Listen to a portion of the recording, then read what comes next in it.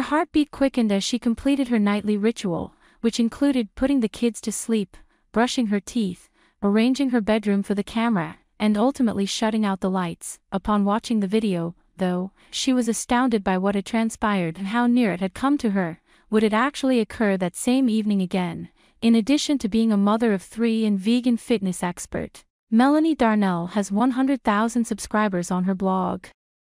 She gave off the impression that she had it all together, juggling family duties with a rigorous exercise regimen, but the real reality was kept secret behind closed doors, and nobody would have taken her word for it even if they had. Melanie had struggled with severe lethargy for months, with waves of exhaustion that she was unable to overcome with sleep or exercise. Her house began to reverberate with weird noises at night approximately 10 months ago. She initially attributed it to the wind and the ancient wooden buildings creaking. However, she was forced to admit that something was wrong when the sounds continued, regardless of the weather. The worst part was how exhausted she felt every morning, as though something was keeping her awake. The sounds got closer, louder, and occasionally it felt like they were directly outside her bedroom door. It was only her and the kids in the house as her husband was gone on business trips. Her spouse said, "Set up a night vision camera." During one of their talks, "If you're not sleepwalking, something really strange must be happening."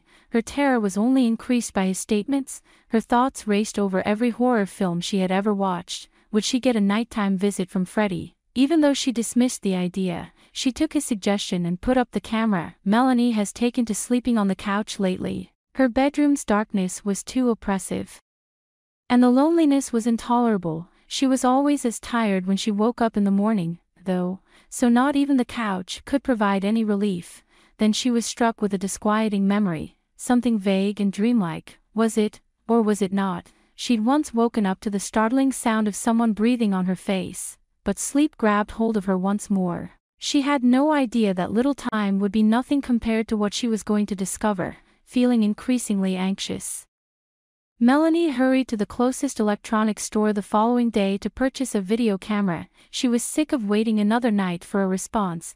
Her heart raced as she set up the camera in her bedroom, and a feeling of dread descended upon her as she put her kids to sleep. She didn't know what would be waiting for her in the morning, but she knew she would have to spend one more restless night finding out. Melanie made a shaky cup of coffee the following day, a knot in her stomach, and braced herself for what the tape would show. She pressed play, her hand shaking. The video began innocently enough, with her seeing herself go into the other room to get her kids ready for bed and then coming back to finish the night.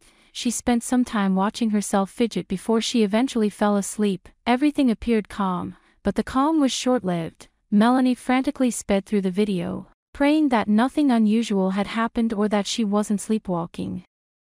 When she saw it, something that made her jump and pause the film in horror, that hope was dashed. Her eyes widened in shock as she rewinded and saw the scenario once more. Silently, a tiny figure had pushed open the door to her bedroom and climbed up onto her mattress. Melanie, totally unaware of what was going on, stared in terror as she slept. 2 additional shadows emerged from the screen's corner, first lingering at the doorway and then edging closer to her. She was shocked to see that she hadn't awakened up when one of them leaned in so near to her face. The video of her bed turned into a chaotic scene as she watched. The kids had been sent to bed at 9 and then again at 10, but at 2 in the morning, they had mysteriously turned up again in her room. Melanie tossed and turned, startled by the sound but unable to fully wake up due to exhaustion. Then the reason for the feeling of breathing became clear. Her dog had followed her into her room during the commotion caused by her kids breaking in. Leaping onto the bed, he licked and sniffed her face while looming over her. The most noteworthy aspect, though, was Melanie's response. She could see herself making little conscious movements, even though she had no memory of the previous night. When her toddler tried to pull at her hair, she naturally pushed it away and comforted him. Her body reacted as though she were trapped between alertness and sleep, lacking complete cognizance. The enigma revealed itself before her eyes.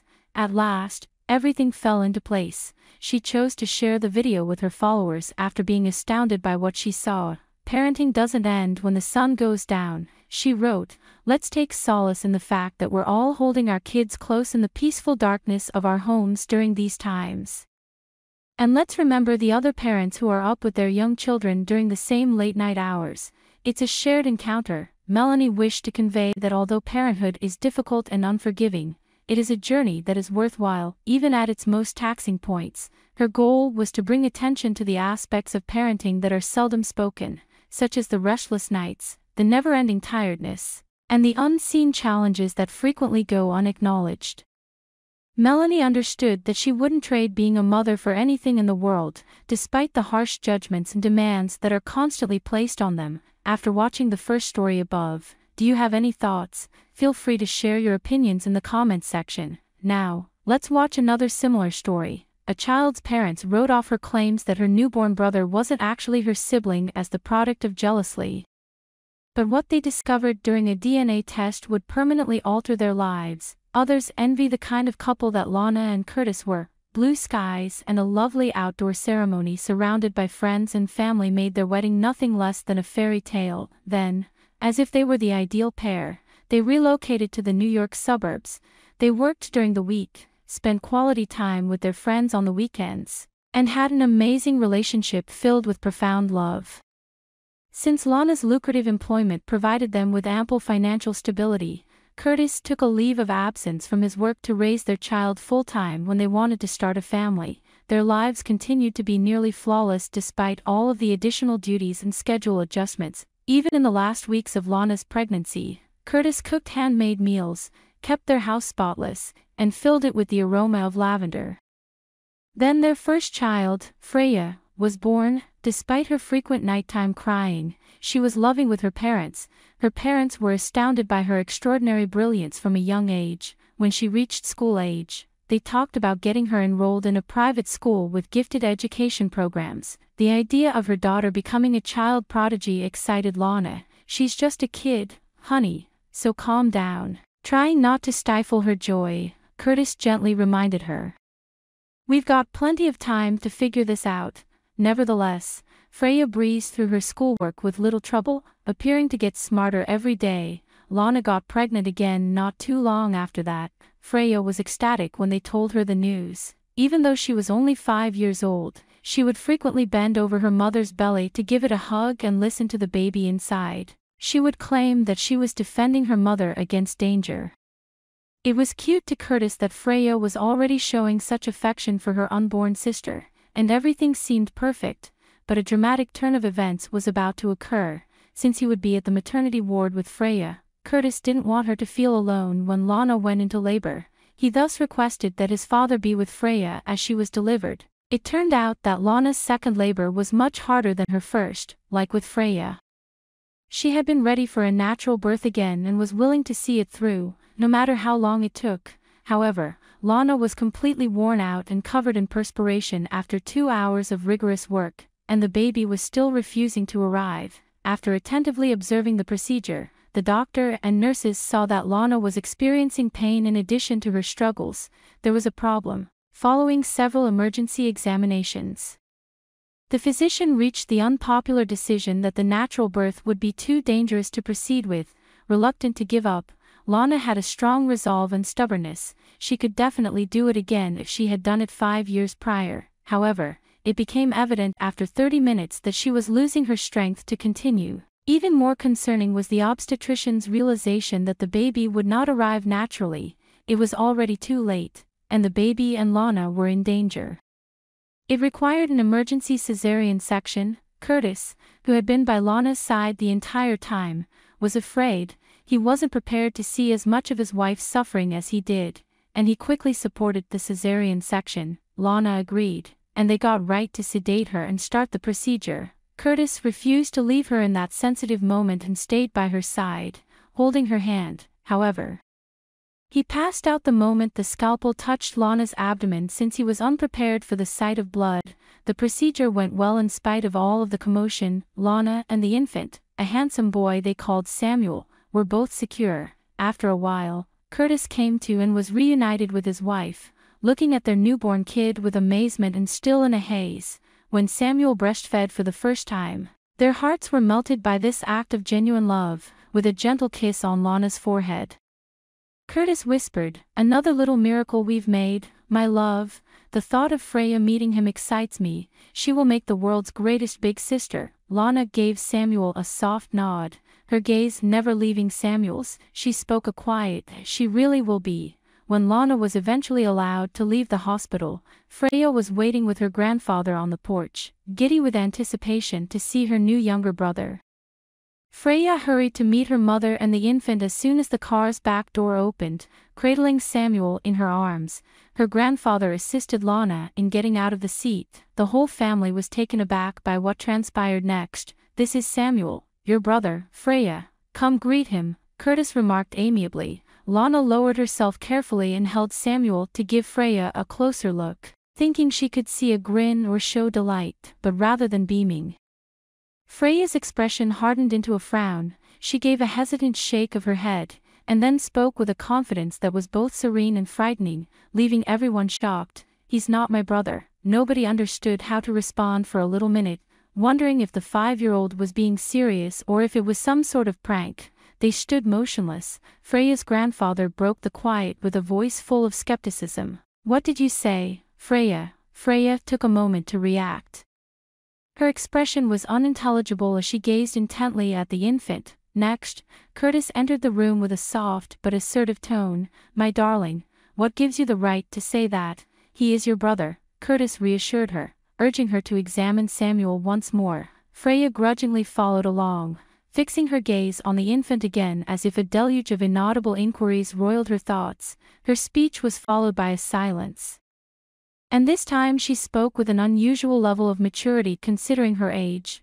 "Why does he have light hair and blue eyes when everyone in our family has brown hair and brown eyes?" she inquired, her tone betraying her suspicions as if she were questioning her parents' reasoning. Everyone was unsettled by Freya's perceptive comment, which she delivered with astonishing clarity for someone so young. Attempting to keep her cool, Lana assumed control of the discussion. "It's not easy to put into words, my love. It is possible for a baby's hair and eye color to shift from dark to light after birth. Over time, he may develop darker hair and eyes." Yet Freya remained skeptical. Without saying a word, she turned and bolted into the home, leaving her parents bewildered and worried as she shook her head once more in rejection of her mother's explanation. Without knowing what was triggering their daughter's reaction, Lana and Curtis exchanged concerned looks. Did envy play a role? Anxieties that the newborn might eventually supplant her? The granddad moved forward to put their minds at ease after sensing their discomfort. "No need to fret, it's likely simply her way of coping with the shift. One day she will see reason. She will quickly come to understand that the baby in no way diminishes her status as your daughter. If you can make her feel needed and demonstrate your importance to her, she will change her mind," he added, his voice betraying his years of expertise. His words of consolation appeared to ease the couple's anxiety, if only momentarily. However, as the days progressed into weeks, there was no improvement. Despite Samuel's repeated assertions that he wasn't her brother, Freya maintained her distance from him. As Curtis's patience with his daughter's antics wore thin, he finally had enough and scolded her, telling her that her words weren't only painful but also terrible, hoping Freya simply needed time. Lana decided to try a different strategy. She enlisted Freya's assistance one afternoon as she got Samuel ready for a bath. She hoped that Freya would come around and stop acting like he wasn't part of the family if she took a more active role in taking care of her younger brother. But Lana and Curtis were secretly becoming increasingly unhappy. Their daughter seemed troubled by something more profound, and they couldn't put their finger on it. However, it served no purpose. Even though Freya helped her mother bathe Samuel, she did it quietly and without showing any signs of affection. It was so different from the little girl who used to be so delighted when her mom got pregnant with her brother. It appeared like Lana and Curtis tried everything, but nothing worked. The ideal family they had painstakingly constructed was gradually falling apart as the months went by, all because of the unwavering distrust of a little girl who was only 5 years old. Freya would have ignored Samuel altogether if Lana hadn't insisted. Samuel was old enough to be alert at this age, and he frequently tried to get his sister's attention. Unfortunately for the parents, Freya persisted in acting as if he didn't exist, and their witnessing her apathy was wrenching. Curtis finally got Lana to agree to take Freya to the psychologist because he couldn't handle it anymore. Maybe it was simply a severe case of envy that required expert help. Lana consented because she felt she had no choice and was powerless. Freya started seeing child psychologist Warren Robertson the week after that. She was still certain that the little boy in her house, who was taking nursing from her mother, was not her biological brother. Even after 4 sessions of counseling, she just couldn't put her finger on it. After seeing Freya's brilliance and ability to analyze logically, Warren opted for a new strategy. He suggested doing a test. After summoning Curtis and Lana to his office, he proposed that they undergo a DNA test. Freya is only 5, but she understands the concept of DNA, said the doctor. She's rational, and seeing the biological proof that Samuel is her brother could finally put her suspicions to rest. Anxieties afflicted Lana. It was as if they were also casting doubt on Samuel's ancestry at the prospect of a DNA test. However, Curtis comforted Freya, viewing it as just a formality. In order to alleviate her anxiety, their only intention was to help their daughter finally embrace Samuel. Lana reluctantly gave her assent. It would have been worthwhile if it brought harmony back to their family. Little did Lana realize that the test would hold a secret that would alter the course of their lives irrevocably. They continued regardless of the high cost of the DNA test. In just a few days, they would receive the results of the blood tests that Samuel and his parents had undergone. Some of the happiest days of Curtis's life occurred at that time with Lana and Samuel. Their home was filled with joy as Samuel flourished. Even though he couldn't walk quite yet, his infectious chuckles warmed the room as he began to sit up and crawl. His love for his grandparents was as deep as his love for his parents. Samuel would eagerly welcome the elderly man with open arms whenever he came into the room. As soon as Curtis and Lana opened their eyes in the morning, he brought happiness into their lives with his bright and inquisitive eyes. Underneath it all, though, was a disturbing question, one they had been too chicken to address before. Of course, raising the child was a lot of work, but they also enjoyed it. They were devastated to learn that Freya's inability to engage with Samuel prevented them from spending quality time as a family of 4 at home. The girl typically interacted with all the neighborhood kids in a regular manner, so this wasn't typical for her. When the DNA test results were ready, Curtis viewed the report online on a Friday morning. His heart stopped as he read the document. "This is not possible," he murmured. He called Lana right away, and she came hurrying with the baby in her arms. When Lana finished reading the report, she became quite quiet. She kept reading it, trying to make sense of it. According to the study, Samuel's DNA did not match Curtis's or hers. Curtis was stunned. Had Lana deceived him, causing the baby's DNA to differ from his own? To make sure they had interpreted the document correctly, he called the attending physician for the laboratory. The boy was clearly neither Lana's or Curtis's biological child, the doctor determined, based on the analysis. How could this be true if he emerged from me? Lana let out a cry and questioned God about the circumstances. Curtis made an effort to console his spouse by recommending that they retake the exam because errors do occur. But until Lana started crying all of a sudden, she wasn't paying attention. She asked her husband, "Did you see the time when Samuel was born and then came to my arms, with a sorrowful expression on her face? Do you still recall that? Why did I receive anesthesia?" Curtis said that because he was unconscious at the time. He hadn't witnessed any of that. The youngster was with him when consciousness returned. The pair experienced horror for the first time.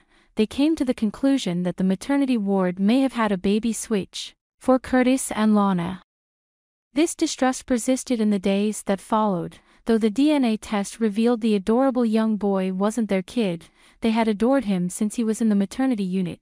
Would they be better off ignoring this and carrying on as though Samuel was indeed their kid? Or would they be better off seeking the truth and possibly losing the child they cherished? Curtis found it difficult to concentrate at work, and Lana seemed to have lost her affection for Samuel. Their home's remaining happiness was sapped by the doubts raised by the DNA test and Samuel's birth circumstances, to the point where even the grandfather became uneasy about the whole thing. To find out the truth, the pair made the decision to look into the situation in great detail. They demanded an investigation and brought the results of the DNA test to the maternity unit where Lana had given birth. The administrators, horrified, vowed to take all necessary steps to rectify the issue. Reviewing all the births that happened on the same day or around Samuel's birth was the task of a team. 10 days later, they found a younger couple who were living in worse circumstances than Lana and Curtis. Following the destruction of their little house by a storm, the couple moved in with their in-laws, with a cleft lip. The boy who was thought to be Lana and Curtis's biological son required corrective surgery and the right care to have a happy life. The young couple didn't have the money for these kinds of surgeries, though. They were approached by the maternity ward staff to clarify the error. The father was silent but just as distraught as the mother, who was reeling from the loss and could not comprehend how such a ridiculous mistake could have happened, after months of believing this boy to be their son. They had become close to him. How on earth could they be apart from him now? Curtis and Lana were in the same situation. They were so hurt every time they glanced at Samuel. Both families decided to go ahead with the baby swap, determined to make up for the error.